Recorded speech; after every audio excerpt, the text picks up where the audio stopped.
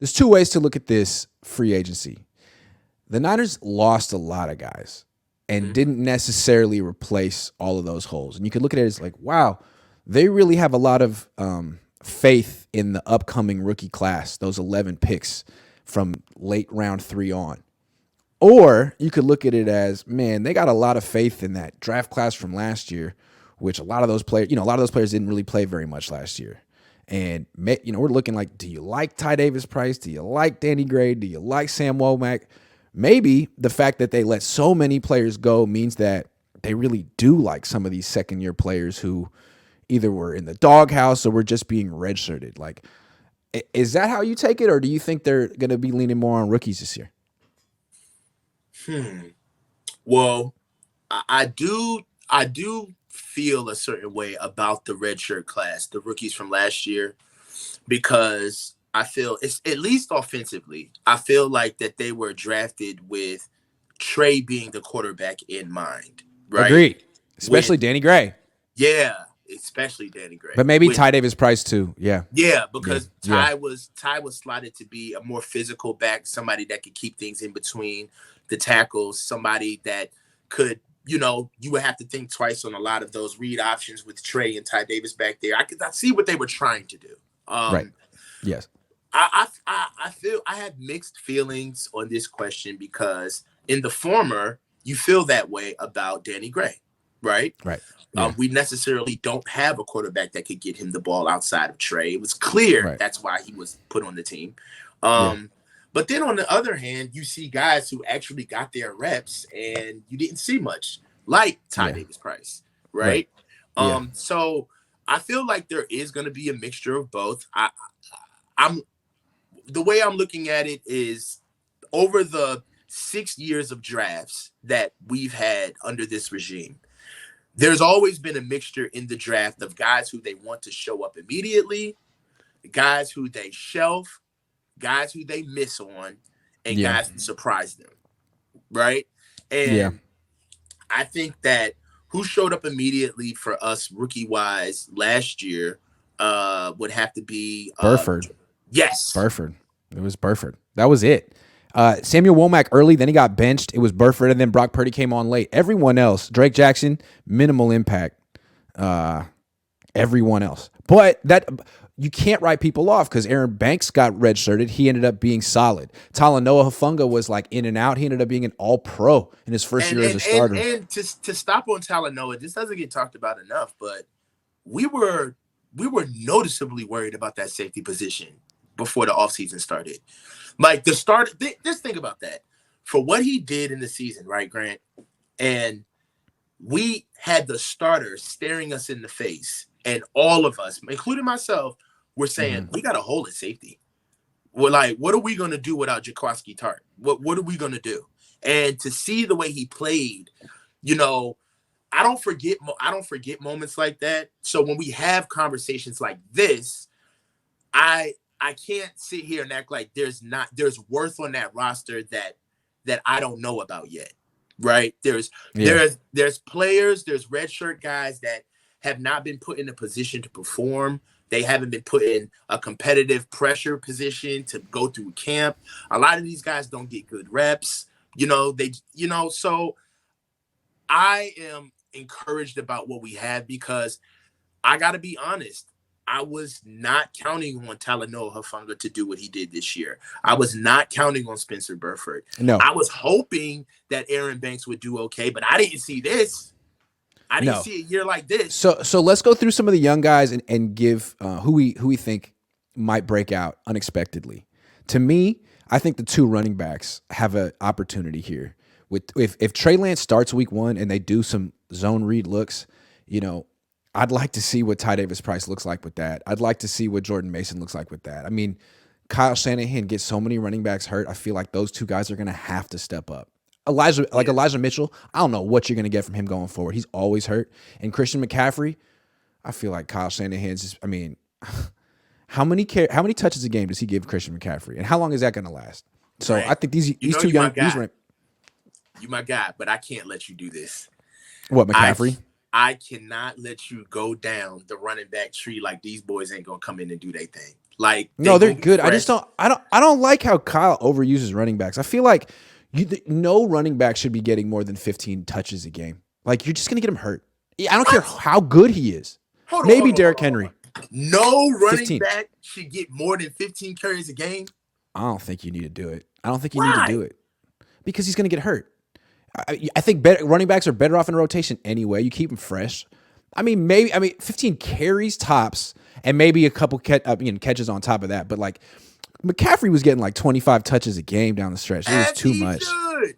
I don't like it. I mean, I guess you have to because you give him $12 million a year and you gave 3 picks for him. But I don't know. I feel like running backs are best in moderation, kind of like alcohol. I think running backs are the gas pedal of the game. Like you control the tempo with running the ball, right? Sure. You Use can 3 of them. speed a game up or slow a game down with running the Hell ball. yeah. And I like running the ball. yeah, and I don't care. You can't coach effort. You got to tackle somebody that's willing to punch you in the mouth over and over again. And I brought this up. But he'll before. punch you harder if you give him 15 punches as opposed to 23. Well, if he getting 23 for $12 million a year, come on, man. There need to be a couple of 30 carry games in there. Like, Let me ask you this. million, How many running backs in the NFL even average more than 15 carries a game in 2023? 7? I mean, eight? that's a gotcha stat. I don't know. I don't even know. But yeah. I just feel like the NFL is trending that direction. And Kyle's over here being like, nah, my 200-pound running back's a bell cow. And then every year he's like, man, he got hurt. I don't understand what happened. Mm-hmm. What happened? Wait, was it me? No. I was like, dude, he's 200 pounds. Look at Raheem Mostert. You give him the ball a lot. I mean, not Mostert as much, but McCaffrey, like a lot. So anyway, you have Ty Davis Price. You have Jordan Mason. They're legitimate hammers. Use them. Mitchell can't stay healthy. Like, give him a freaking break. You know, I ain't feeling. I mean, the boys got to run, man. They running backs. That's what they get paid to do. This is why you shouldn't draft running backs in round. Like Bijan Robinson, people look at him this year like, dude, he's a running back. You're going to give him 20 carries? Who cares? Who cares? I can get 20 carries. What can he do on third down? That's my question. What can he do on third down? That's what that determines his draft. I don't know. We're talking about running backs right now. Yeah. We're going off on a running back tangent. Let's talk about who else. You think Danny Gray knows the offense now? Does it depend on who the quarterback is? Let's say it's Trey early on. Danny Gray could be a serious factor this year. Yeah, I think Danny Gray is almost itching to be better. One thing that I will say near the end, well, he didn't really get a lot of opportunities this year, but near the end of the year, he did get some opportunities. And one of the things that I noticed is that before he got those opportunities, he was blocking a lot. So I kind of feel like he's kind of going through the Brandon Ayuk maturation process of, you got to prove that you actually are a football player before you can prove what position you play, right? Yep. So, you can't be a receiver first if you're not a football player. That. And I thought he was doing that. Special teams, he hit a nice end around. Another guy I want to see Jason Poe, man. Make the team, find something for him. He's a legit prospect. Is he the undercover fullback? Yes. Yes. I think he's the Niners' Patrick Ricard. So use him. Get him in the zone, get him in the pistol, and just blow people off the ball with him. I think he'd be a better blocker than Juszczyk at this point. Juszczyk gives you like run pass, deception, but Jason Poe just blow people up.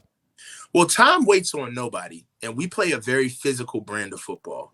So I'm going to be very anxious to see what we do because, I love our brand of football, but I have to be honest. We weren't the biggest bully in the yard last season. Nah. They want to be a run first team, right? Well, there's a lot of teams that run the ball better than the Niners. A lot of them. Yeah. We weren't the biggest bully in the yard last year. And that is something that I'm going to be paying attention to this year, right?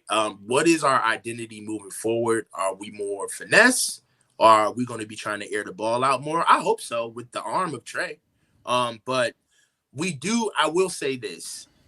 When you are as physical as we are and you incur as many injuries as we do, and the age of the team keeps going up and up and up. At first, we used to be a young team. We're not young anymore. We're a veteran team, right? Yeah, it's a core that's been together a while. Yeah, not only is it core, but we're starting to spend on core. right? We're not even spending. Before, we used to go out and spend like ancillary picks, get guys like a Charles Omenihu or a Samson Ekubon. But now we're lopping off the top guy of the free agent pile now. You And know, we're relying on all these day 3 picks. And the Niners we're had living success high with it. off I the get it. hog now. Yeah, we're living high Absolutely. off the hog now. And with that type of you know, maneuvering of your team, that burns out quick. You know, we're flying a little too close to the sun as far as what we're doing to make our team better. So to be honest with you, to kind of bring the conversation back, I really do want some of the young guys to step up, because if they're not, that's a lot of heavy lifting on older guys that get paid a shit ton of money. And that really So aren't here anymore. Yeah, yeah, it's true. Like Hargrave was always in a rotation in Philly. Now it's like, what is you that don't get rotation? paid to rotate. Yeah, there really is no rotation right now unless someone like Kalia Davis steps up. There's 2 guys the Niners took late in the draft that are just projects, and I want to know what the deal is with them. Kalia Davis, Nick Zakelj. Right. What is the plan there? Is Nick Zakelj, could he be a right tackle? Or is there something he can do for this team? And Kalia Davis, is there something there? I'd like to see that. I think Kalia Davis was pressing near the end of the year. They just decided to shut him down because he wasn't ready. Yeah. But I felt the energy around him. They were very encouraged about what he can do. So you're right. I'm encouraged in seeing what he does over the summer. He might be competing with Javon Kinlaw for a roster spot. I mean, because right now at D tackle, the Niners go Hargrave, Armstead, Givens, McGill, and Kalia Davis, and Kinlaw. That's 60 tackles. I don't think they're going to keep 60 tackles. So that's an interesting competition right there. We are still paying for DeForest Buckner. Crazy.